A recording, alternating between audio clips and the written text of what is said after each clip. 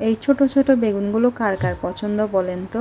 আমার তো অনেক পছন্দ, বিশেষ করে ভর্তা করে খেতে ভালো লাগে খুব। এখন আমি এই ছোট ছোট বেগুনগুলো ভর্তা করব। প্রথমে একটু তেল দিয়ে ভেজে নেব বেগুনগুলো।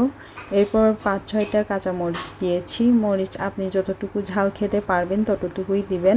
আরও দেব চিংড়ি শুটকি 5-6টা, আর একটু নাপি দেব। একেবারে একসাথে সবগুলো ভেজে নেব হালকা একটু পোড়া পোড়া করে।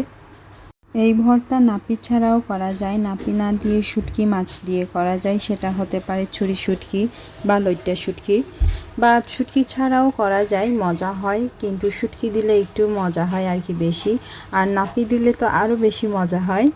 এই তো সুন্দর করে ভাজা হয়ে গেলে আমি এখানে লবণ দিয়ে ভালো করে ছেঁচে নেব। যদি টেস্টিং সল্ট খান দিবেন, না খেলে স্কিপ করবেন।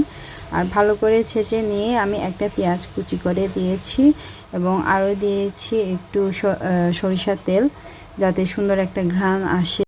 এই তো হয়ে গেল আমার ছোট ছোট বেগুনের ভর্তার রেসিপি। ভালো লাগলে লাইক কমেন্ট করে পাশে থাকবেন। ধন্যবাদ।